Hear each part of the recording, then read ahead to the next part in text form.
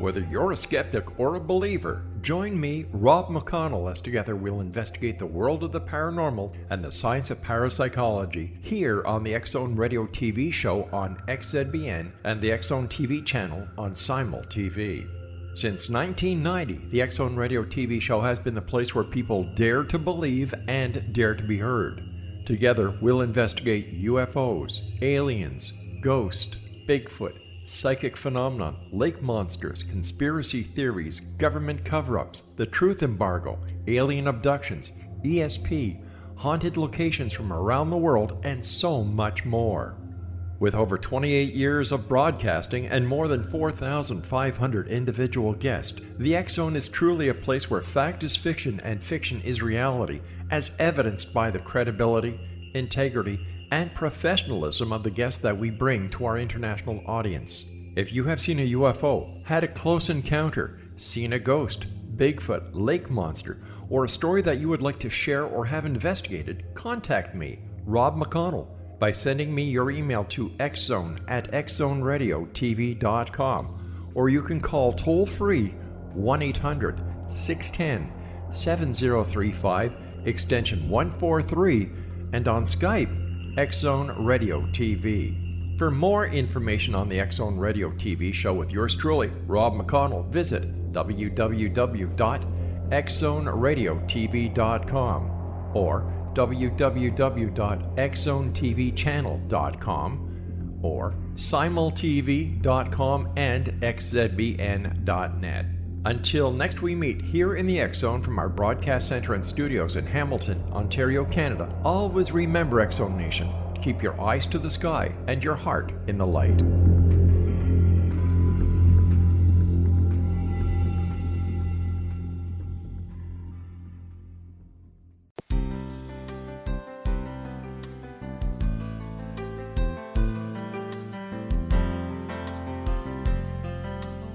Welcome to Mission Evolution Radio Show with Gwilda Wiyaka, bringing together today's leading experts to uncover ever-deepening spiritual truths and the latest scientific developments in support of the evolution of humankind. For more information on Mission Evolution Radio with Gwilda Wiyaka, visit www.missionevolution.org. And now, here's the host of Mission Evolution, Miss Gwilda Wiyaka.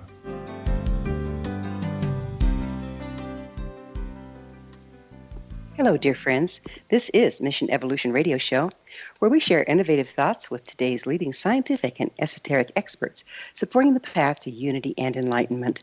I'm Gwilda Wiyaka. This hour we'll be exploring growing together, new pathways in parenting. Family structures and parenting have taken some interesting turns over the last few generations. In indigenous cultures, children were treasured, parents and elders respected. Then, in rural communities, children became commodities, workers for the farm. Next, there was the spare the rod, spoil the child era of punitive child-rearing practices, followed by both parents working to provide material indulgences while television became the babysitter. Morals and mores have been taught by television, violent games, and social media rather than familiar upbringing and unfoldment. It's amazing that with all the fancy electronic ways we have to stay connected, both children and parents are more isolated and disconnected than ever before.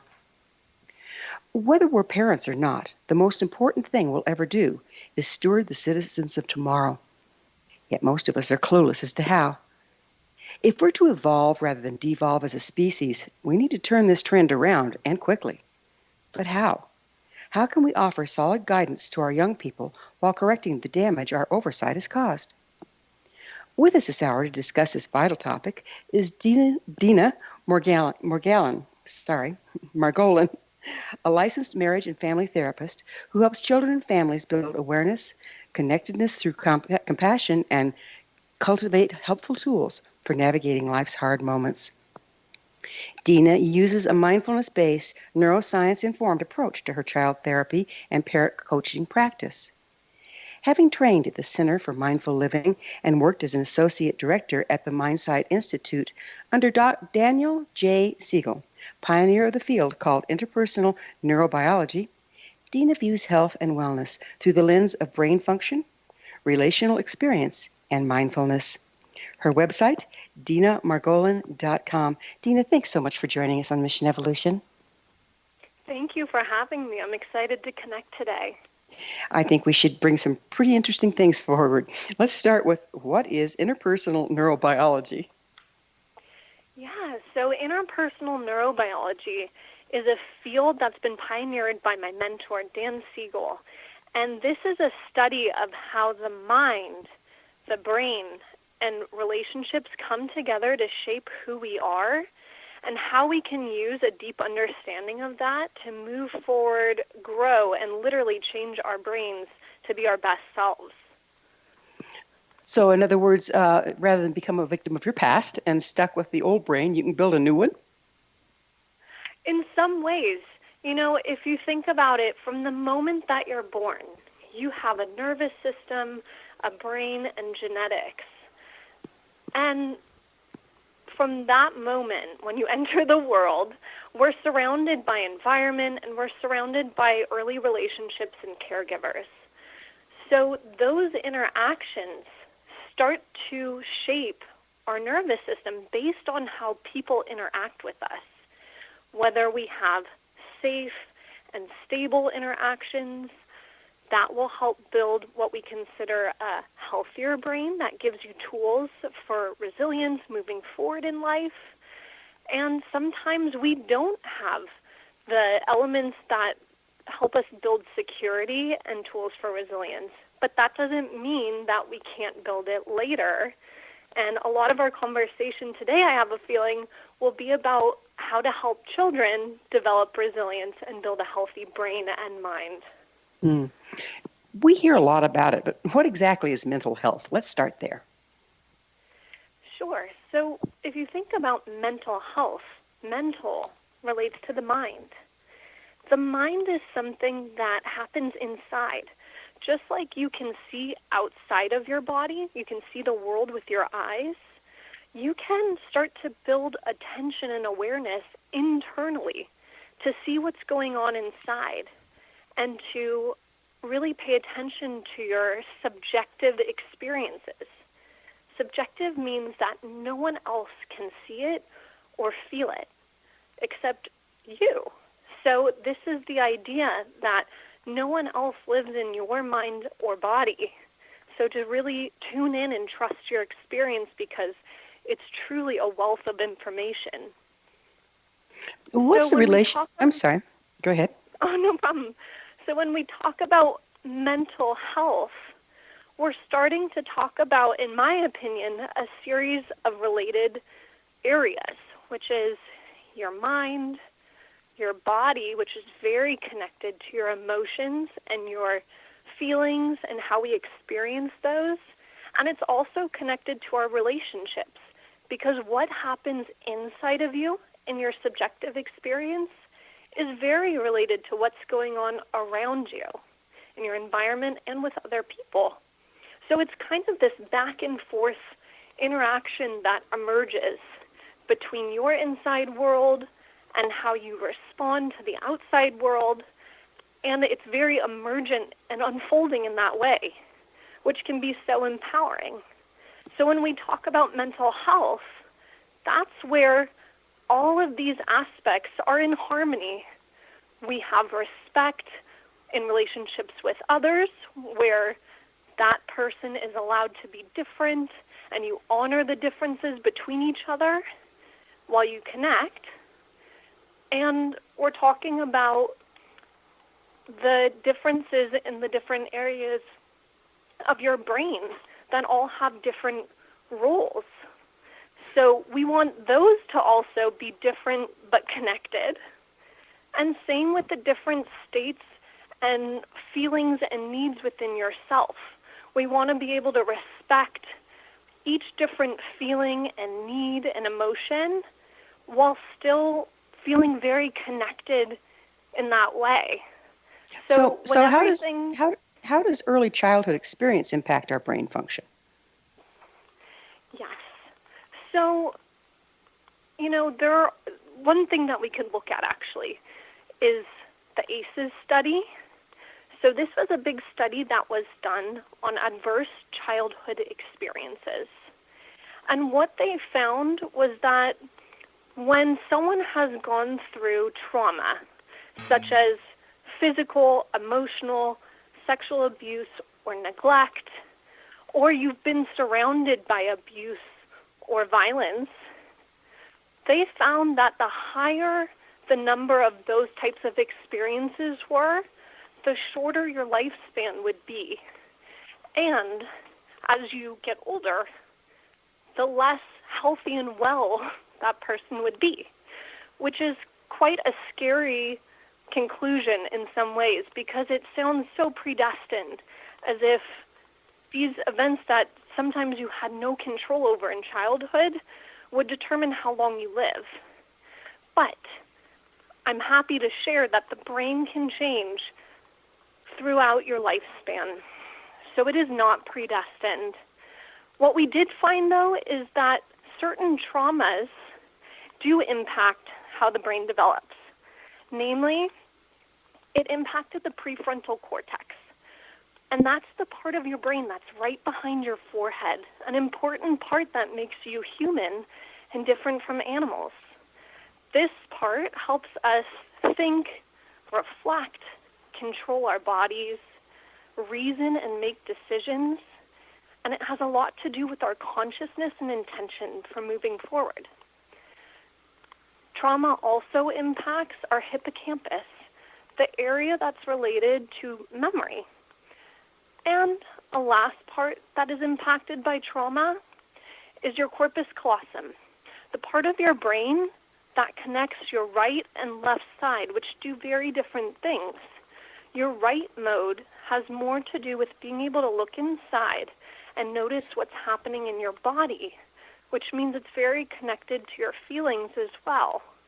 The left side develops later and has more to do with language development, logic, reasoning. So those two sides, we want them to be connected.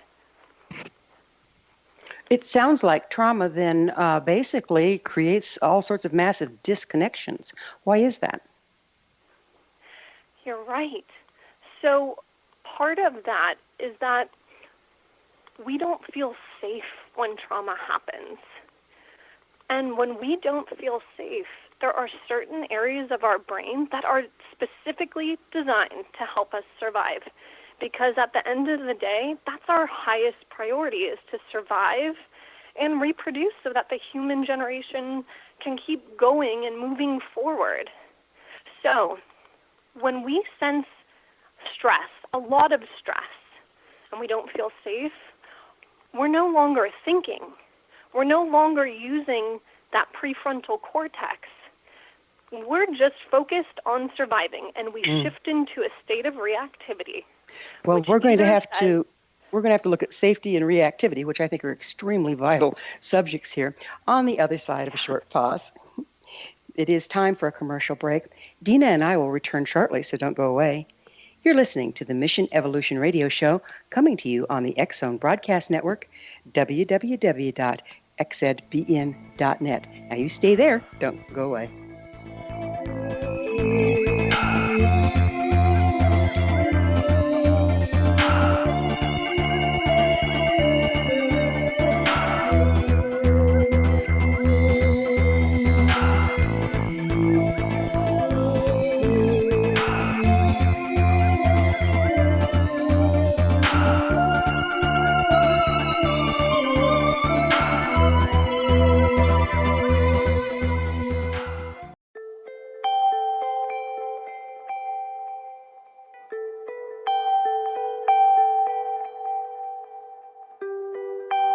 It's hard to listen to the news without realizing we're living in volatile, unprecedented times. Yet never has there been such an opportunity to transform the human condition. As old structures fail, where can we find the guidance to co-create a better way? Find Your Path Home is an ever-evolving, leading-edge information, education, and healing resource center designed to support and guide you on your path to unity and enlightenment. Based on sound principles employed by shamans worldwide, we provide techniques that can support you through the current transitions, offering online shamanic classes, international long-distance shamanic healing sessions, complimentary Mission Evolution radio episodes and Stairway to Heaven TV vignettes, seminars, retreats, and much more. All of this can be found on findyourpathhome.com.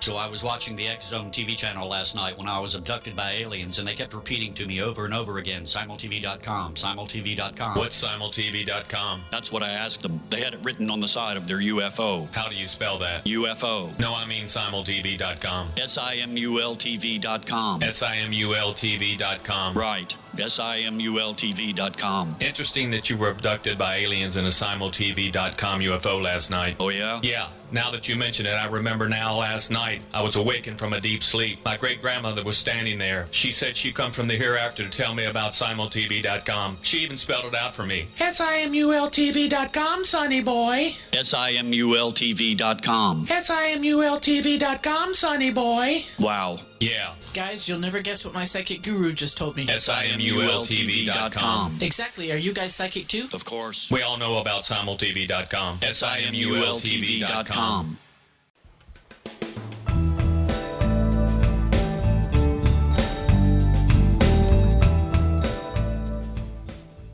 Welcome back. This is the Mission Evolution Radio Show, missionevolution.org. We're dedicated to unification and evolution of consciousness. Our guest this hour is licensed marriage and family therapist Deena I keep messing up your name. I am so sorry. Margolin. Her website, DeenaMargolin.com. Deena, we were just getting into safety issues, and who feels safe anymore? I mean, it's like right now, everything is so uncertain, and children are exposed to so much violence, just even on TV, even if they have a decent family life. What's that doing to our shutting down and disconnecting? Yeah, so, one helpful way to look at it is what happens in our brain when we don't feel safe, our brain and our body. So when we don't feel safe, we release stress hormones and cortisol, which kicks us into gear to survive and get out of the dangerous situation. So the parts of our brain that start to activate, two really important parts, your amygdala, which is all about scanning for danger. So that's what keeps us hyper alert. And it's looking around saying, is there danger? There might be danger. We need to be on high alert. And then another part is our brainstem. So that is the part that activates to actually help us react and escape danger. So when that becomes active, as my mentor Dan Siegel says, there are the 4 F's of survival. So one being fight. We get aggressive, we fight for our lives to beat whatever danger has come our way. We flee. We try to run and escape to survive. We freeze to blend in, or we faint because that stress and that danger has become so overwhelming and we may not escape it that our body shuts down so we don't have this painful experience within our consciousness.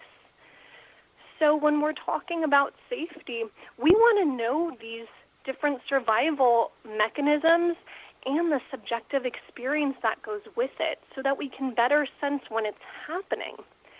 Because, as you noted, we live in a stressful world, especially our kids today. And so if we can recognize when those stress signals are arising within our body, like tense muscles, fast heartbeat, shaking or sweating, we can better pause and assess whether this is perceived danger or true danger that we're needing to escape. I'm glad you brought that up because it seems like so much of our stress, even though we're in a stressful environment, is caused by getting stuck in the fight or flight mode and living there. Yes, it's true. And so our brain, when we get too stressed out and too overwhelmed or uncomfortable inside, our brain can't always tell the difference unless we intentionally train it to do so. And that's part of treating anxiety. Anxiety is where that amygdala and the brainstem have become overactive because past experiences may have been traumatic and scary, and we haven't paused to really process through the experiences that we encountered and teach ourselves how to differentiate the past from the present moment. That becomes really key to working through anxiety and building back up our prefrontal cortex. So let me see if I've got this right. You said that early childhood trauma shortens lifespan. And now you're telling me that you can also get stuck in that trauma of the past and be reliving the experience in the present. Is that stress what's taking out people? Yes.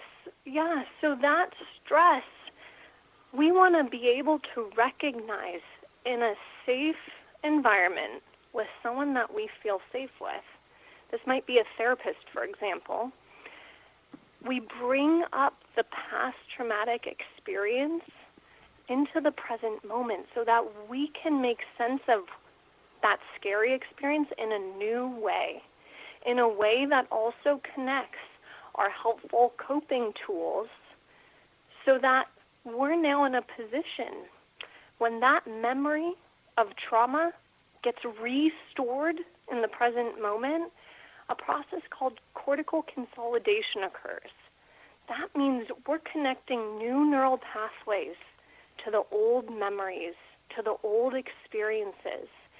And that is what helps us navigate trauma in a resilient way.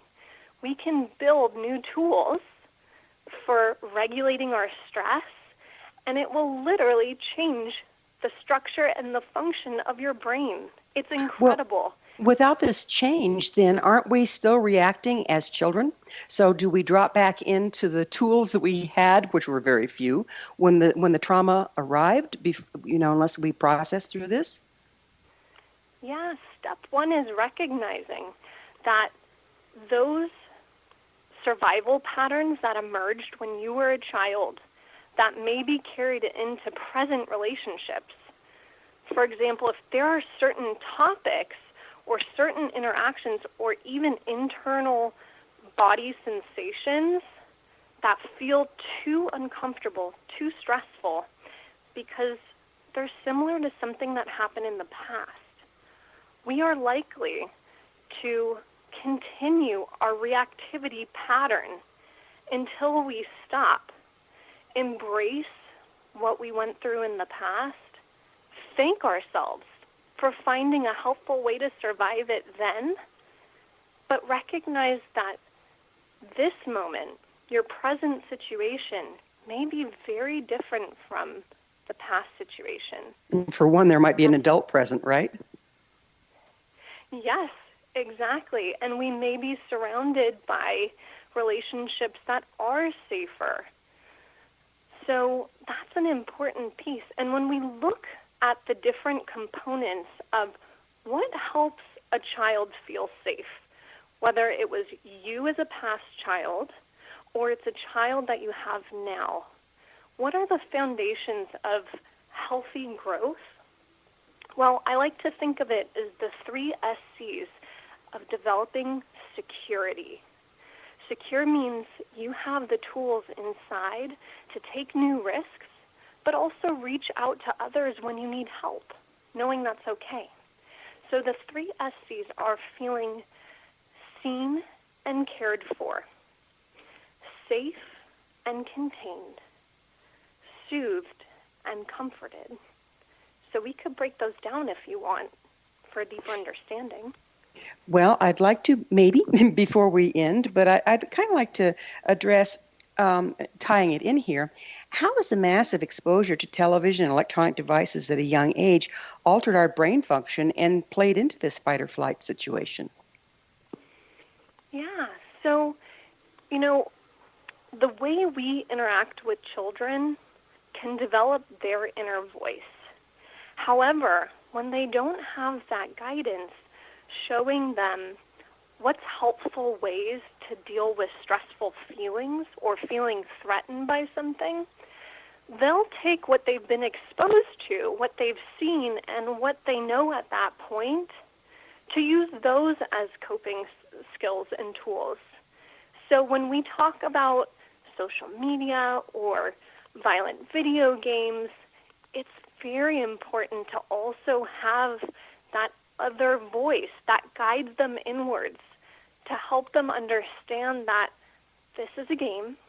This is not what we do in real life. These are not effective ways to treat people, to treat yourself, or to react when you're upset. So it's almost like they need an emotion coach to help them recognize what you do in a hard moment. And without that, they're at risk of copying what they're exposed to instead. Oh boy, we're seeing a lot of that out there right now, aren't we? I mean, you know, the killings in schools and the disrespectful behavior back and forth at all ages. If we'd only known then what we know now, right? Yeah, exactly. Yeah. Do you have, as a therapist, we have a little bit of time left in this segment, what is the first step you take or recommend taking when you're trying to turn this around, when the parents unwittingly supplied the kid with all sorts of toys, but not the unfoldment to give them the inner voice? Yeah, it's to help the child look inwards, to start to move their attention and their awareness inside their mind, inside their body, to recognize what's going on and to help them differentiate different feelings that arise. Because my job is to help them build that insight, know what they're feeling, and find new, more helpful ways of dealing with the hard feelings, the ones that are overwhelming or uncomfortable, that if left unchecked may lead to violence. It's become an epidemic. What do you think that we need to do as a culture to start counteracting this? Yeah, you know, helping children develop an awareness that embraces all the hard emotions, such as shame, sadness, fear. We need to help them build up the tools to handle those hard feelings in a different way. Well, on the other side of a commercial break, I'd really like to go deeper into that because I think it's so needed, don't you? Mm-hmm, I do. It is time for a short pause. Deena and I will return to our discussion on the other side of this break. You stay right there. This is the Mission Evolution Radio Show.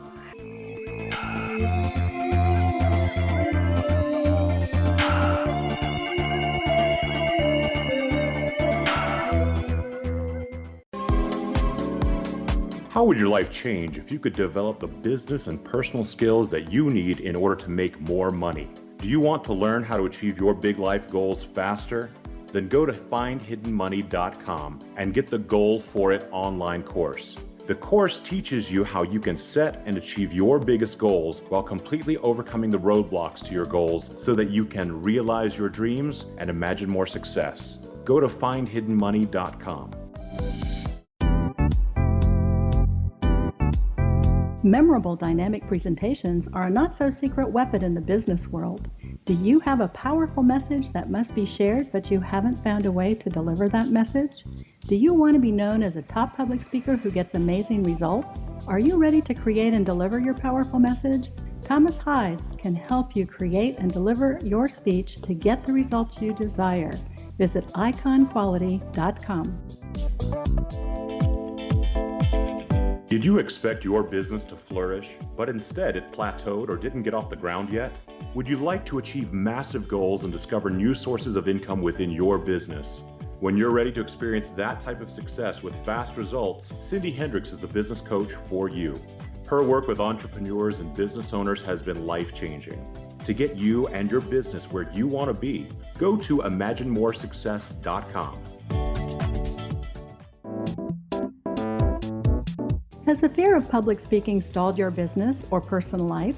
What would you give to develop and maintain supreme confidence? Have an invaluable private program to always perform at your best. Imagine how you would feel. You can have all that and so much more today with Thomas Hides' life-changing course called Number One Fear Unleashed. Visit numberonefear.com and be liberated from your fear of public speaking.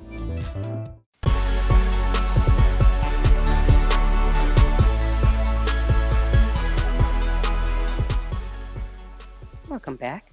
This is the Mission Evolution Radio Show, missionevolution.org, bringing leading-edge information supporting the path to enlightenment. We're speaking with licensed and marriage family therapist Deena Margolin. I'm going to get this right yet, Deena. Deena Margolin. Her website, DeenaMargolin.com. That's what happens when I pronounce it wrong, when I'm looking at it and then realize, oops, I've been mispronouncing that all along. Deena, one of the things that we were starting to look at was these hard emotions. And one of, I think, the hardest, toughest nut to crack is that of guilt and shame. And the, spare the rod, spoil the child parenting methods kind of brought that up. How much of our parenting practices of this overindulgence is to avoid being like that with our children? And how much of the guilt and shame is still affecting us and through us, our children? Yeah, absolutely. So shame is such an important piece of parenting in general. And shame is that just uncomfortable, awful, empty type of feeling that can fill your body and make you feel like you lack worth, or you're incapable, or you're not enough in some area of your life. So what ends up happening if we're not fully aware of our own shame is we may end up displacing that when we're stressed onto our child, triggering their own shame. So shame is different than guilt. Guilt is where you feel like you've done something wrong. You wish you could have a redo because you feel guilty about what you did. Shame is where you feel like something is wrong with you, like you're defective in some way.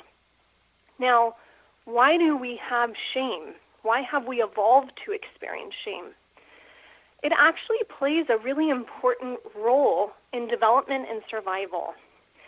So if you think about animals, and say we had a pack of deer, and there was one baby who was weak or sick and was requiring a lot of attention and resources from the elders, what would end up happening is those older ones would have to stop looking for food, would be more at risk of predators, so now their survival is threatened. So what ends up happening is they leave the sick, struggling animals that need attention, a lot of attention, they leave them behind for the survival of their species. Now, we're still animals in some ways, the way that we're wired. So it's important to recognize that children, they want to be loved and liked. They want to know that you're not going to leave them and abandon them.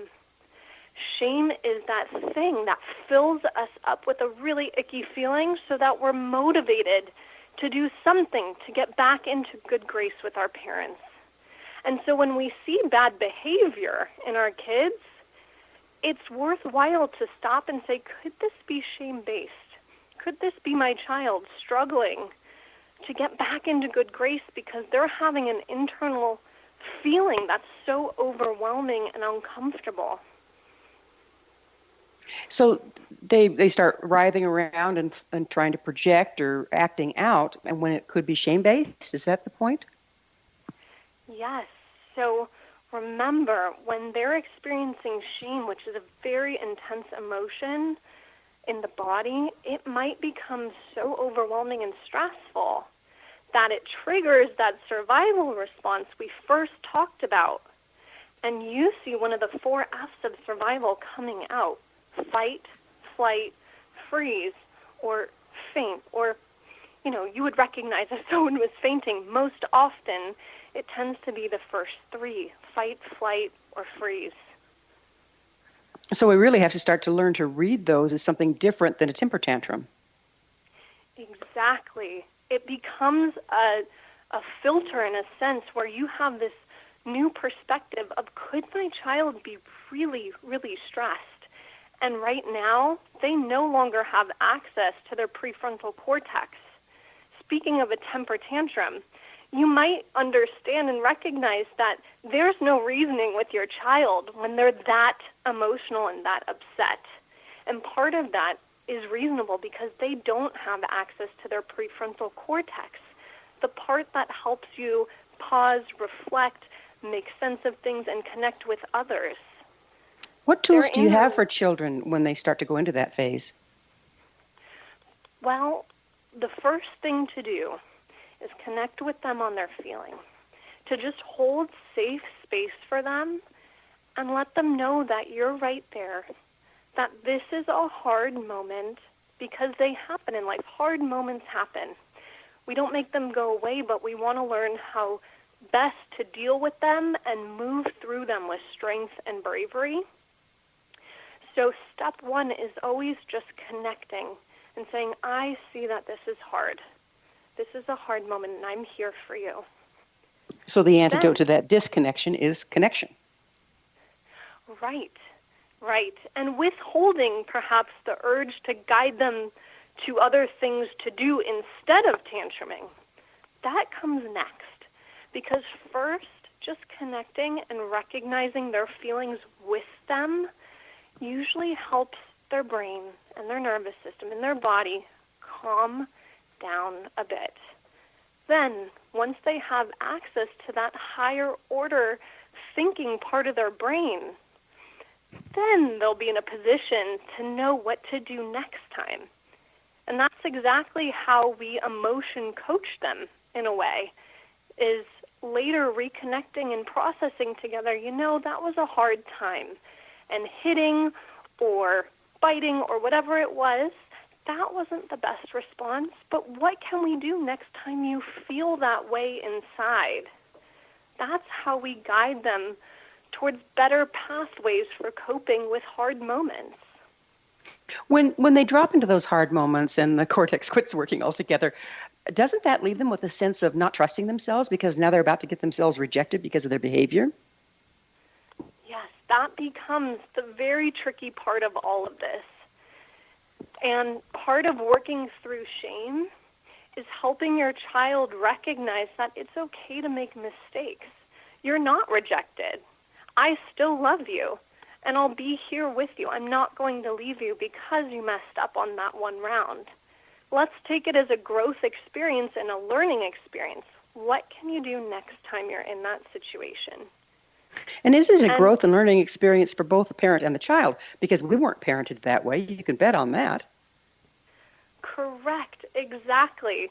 And so just like I'm kind of leading you towards having compassion for when your child is acting out, same goes for yourself. In fact, this is where it starts, is recognizing that more than likely because of cultural teaching and our cultural way of being, you may not have experienced that. You may not have had a parent who was patient and gentle and taught you how to soothe and comfort yourself and wanted to hear about your feelings. And if that didn't happen for you, it's likely that those parts of your brain weren't activated and made strong. Because the more a certain part of your brain activates, the stronger it wires together and becomes your day-to-day tools. So this is part of it. The more compassionate that you can start to be and recognize that if you didn't have that experience, that tool may not have built up within you, and there's nothing wrong with you. It's just time for an update and perhaps some intention around that type of tool building. We've been doing this knee-jerk pass it down to the kids for generations, though, haven't we? Is it actually cemented in our DNA? Well, it's not in our DNA, in my perspective. It's more about what type of environment you live in, which will wire your brain, which will be the tools that you use in day-to-day life, including with your children.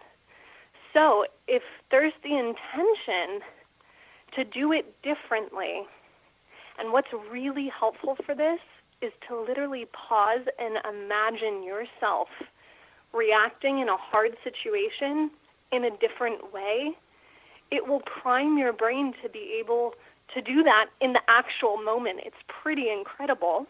Yeah, it's kind of like rewiring the brain ahead of time, yes? Yes. It activates certain neural networks that are related to you doing that action in real life. So it kind of gets them ready to head into that direction and for you to use that tool that you're imagining yourself using. Well, if you look at the big picture, if you intentionally build up those new tools in your prefrontal cortex, you'll have tools to interact with your child with more patience, understanding, and help them access their tools, which will build their brain in a more resilient way, and they'll pass that down to their children when it's time for them to be a parent. And this is how we can shift cultural evolution of parenting. That's a beautiful, beautiful vision, because if we don't, it's not going in the right direction, right? Yes. In fact, that's the idea, that trauma will be passed down to generations. Generation after generation. Somebody is ready to feel it. And move it. To Well, truly we're feel it. going to have to take another one of those breaks. Deena and I will be back shortly, so don't leave us now. This is the Mission Evolution Radio Show on the X-Zone Broadcast Network, www.xzbn.net.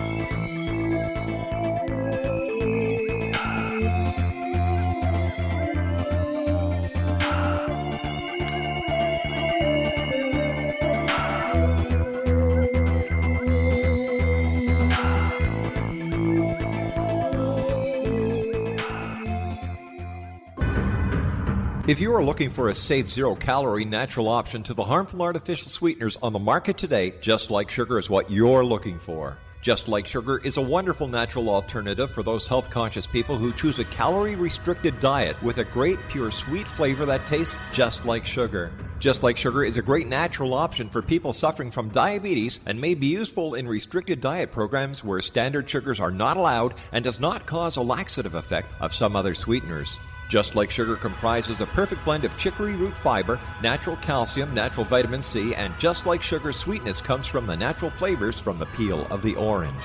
Just Like Sugar is a natural alternative to harmful artificial sweeteners and will change the way that you believe all natural sweetener products taste. Just Like Sugar is available at your local Whole Foods markets, Wild Oats markets, Henry's, Sun Harvest, and many other fine natural food stores in the U.S., Canada, and worldwide. They are here, and they've been here for thousands of years, making their presence known in the shadows. They might be seen by a lonely motorist on a deserted road late at night, or by a frightened and confused husband in the bedroom he is sharing with his wife. But who are they? What do they want? Why are they here? Perhaps most concerning, has the government been aware of their presence all along? The new book by Ellie Marzulli, UFO Disclosure, the 70-year cover-up exposed, delves into the world of UFOs. Can full disclosure be soon? Order now and receive a free hour and 37-minute DVD on the UFO phenomenon. UFOs are real. Get both the book and the DVD, a $40 value, for only $19.99. To order your book and DVD today, go to lamarzulli.net. That's LAMARZULLI.net. You have heard of the X-Zone? Now watch it on Simul TV, plus 500 video games, live TV channels, free video on demand, worldwide, and more. Does this sound like tomorrow's television? Well, it is, but you can have it today, right now. It is Simul TV. Simul TV offers what the others only wish they could provide. 15 exclusive channels like X-Zone, Sci-Fi, and Horror. We are worldwide. No other provider offers that. 500 built-in video games. No need to have an extra expensive system. We have them included. Free video on demand. Live streaming events from around the world, interactive online network, and much more. Tomorrow's TV today. Simul TV. Sound too good to be true? Well, it's not. You can have Simul TV today. Sign up at simultv.com. Do it today.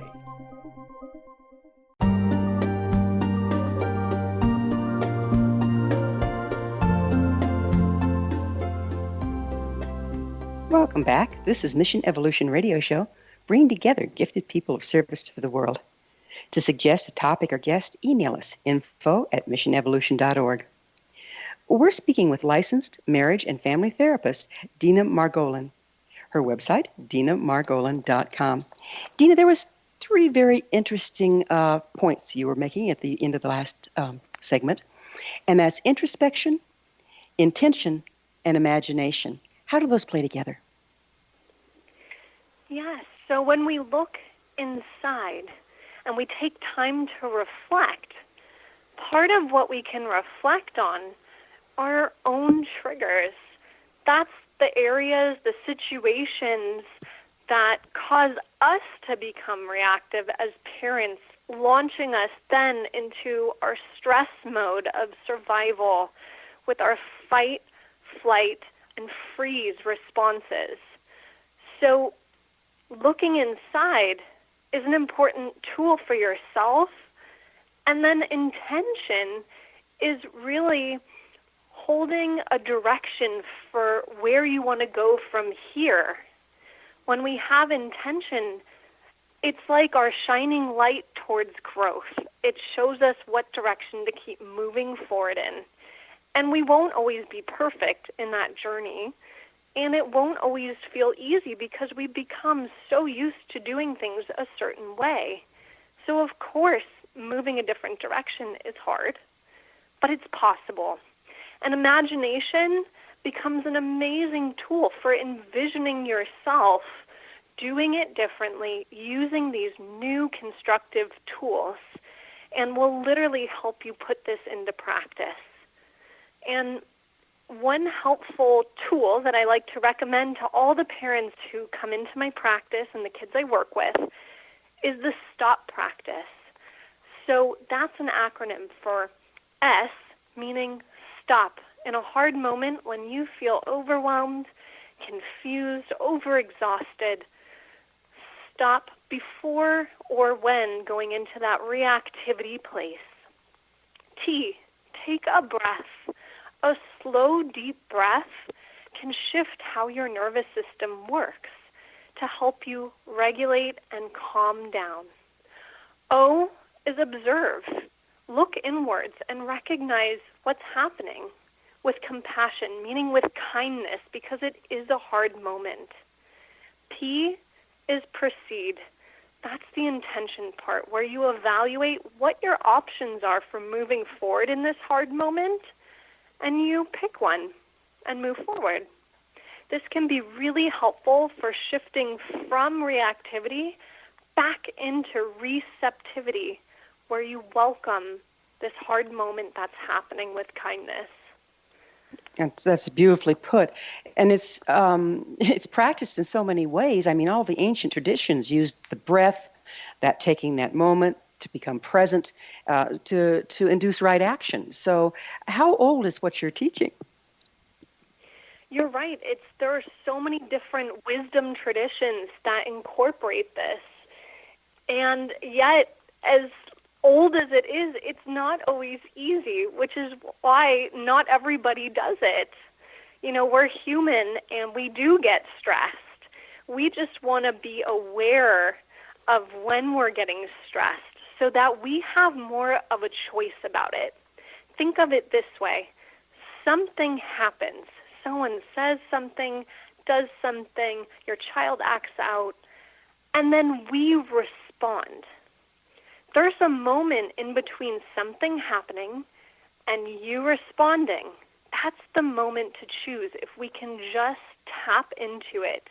And the stop practice is a beautiful way to tap into that space so that we get more choice rather than our stress and our nervous system launching us into a reactive state where we're not choosing. We're just surviving. That's how we move from surviving to thriving. You know, there's something that you've mentioned several times I would like to have you define for us. What do you mean by resilience? Resilience is the idea that hard, stressful times are part of life.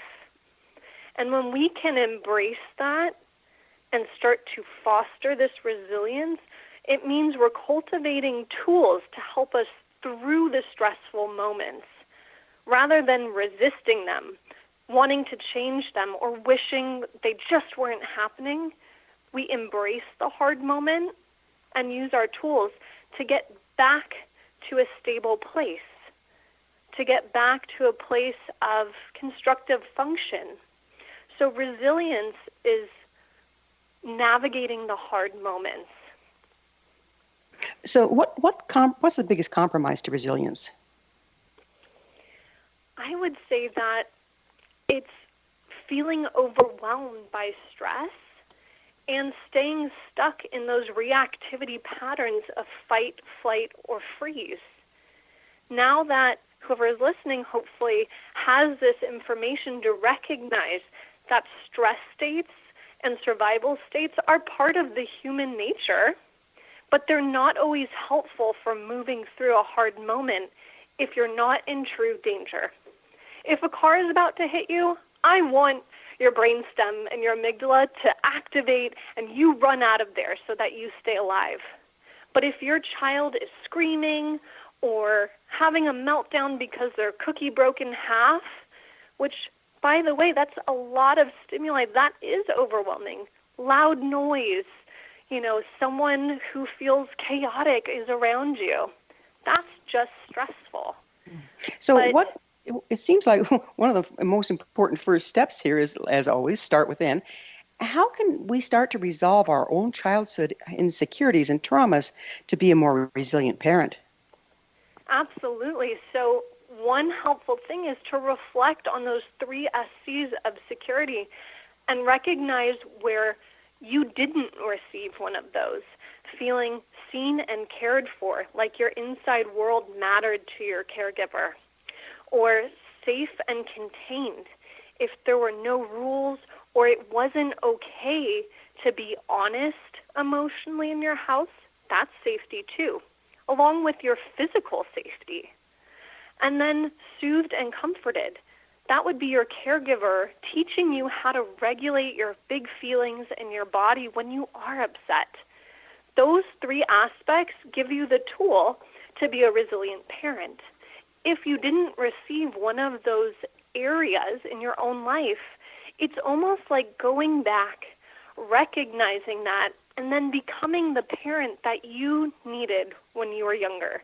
What do you need to hear about how it's okay to have a hard moment, and it doesn't mean that you're defective or worthless? Well, so it's going back and reparenting. We're coming close to the end of our time together. I'd really like, we appear to be in a very tumultuous time in our development. How do you see adopting mindfulness practices into our families impacting the world? Yeah, mindfulness, the ability to be present in a moment without judging it and embracing whatever you're experiencing, will help you become a more present parent. That way you can build up that resilience where you welcome a hard moment. And you can be present for your children then in their hard moments. And the more that happens, the more that child builds their resilience and will pass it down to their children and throughout their future relationships. That's how we'll shift the world into a more compassionate, caring, understanding place. What final thoughts do you have to share with our listeners about stewarding our children to become the competent, compassionate leaders needed for tomorrow?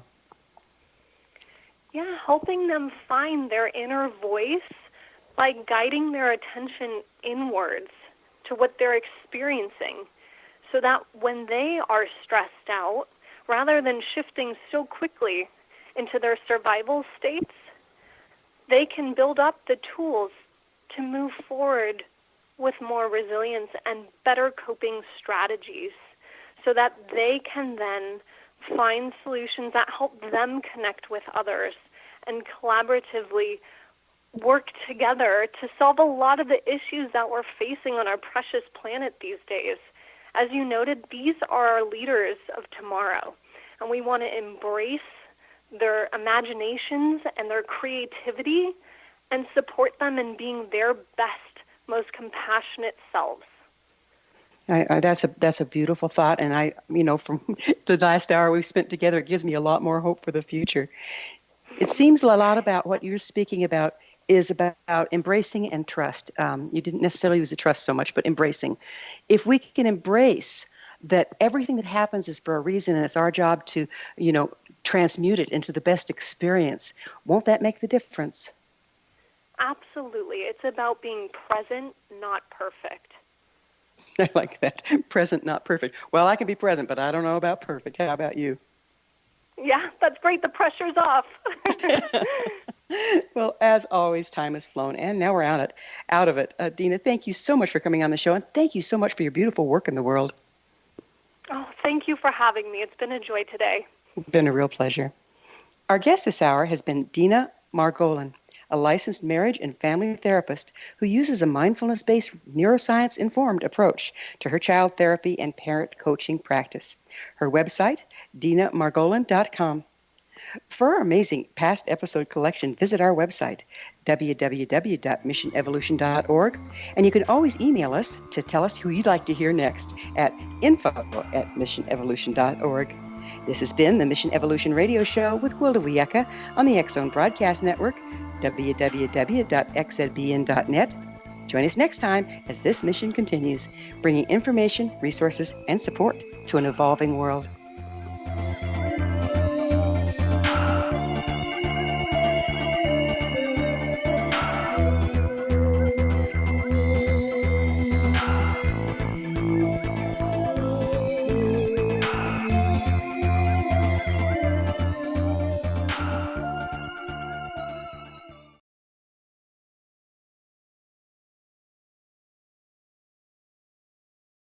Little children aren't the only ones afraid of the dark. Millions of soldiers return from war zones with PTSD, anger, frustration, fear, and loneliness, much of which surfaces during the darkness of the night. You have the chance to change the lives of these American heroes. Songs and Stories for Soldiers.us provides free MP3 players for these men and women. With a list of 3 million songs in 16 different styles, 100,000 audiobooks, and 30,000 old-time radio programs, every veteran can find something to soothe and comfort them at no cost. All our players contain an 8-hour audio program designed to help veterans fall asleep. With 1,500 plus vets now participating, it's our goal to deliver 10,000 audio players this year. Go to our website at songsandstoriesforsoldiers.us. Help us help a veteran make it through the night. Whether you're a skeptic or a believer, join me, Rob McConnell, as together we'll investigate the world of the paranormal and the science of parapsychology here on the X Zone Radio TV show on XZBN and the X Zone TV channel on Simul TV. Since 1990, the X Zone Radio TV show has been the place where people dare to believe and dare to be heard. Together, we'll investigate UFOs, aliens, ghosts, Bigfoot, psychic phenomenon, lake monsters, conspiracy theories, government cover-ups, the truth embargo, alien abductions, ESP, haunted locations from around the world, and so much more. With over 28 years of broadcasting and more than 4,500 individual guests, the X Zone is truly a place where fact is fiction and fiction is reality, as evidenced by the credibility, integrity, and professionalism of the guests that we bring to our international audience. If you have seen a UFO, had a close encounter, seen a ghost, Bigfoot, lake monster, or a story that you would like to share or have investigated, contact me, Rob McConnell, by sending me your email to xzone@xzoneradiotv.com, or you can call toll-free 1-800-610-7035, extension 143, and on Skype, X Zone Radio TV. For more information on the X Zone Radio TV show with yours truly, Rob McConnell, visit www.xzoneradiotv.com or www.xzonetvchannel.com or simultv.com and xzbn.net. Until next we meet here in the X Zone from our broadcast center and studios in Hamilton, Ontario, Canada, always remember, X Zone Nation, keep your eyes to the sky and your heart in the light.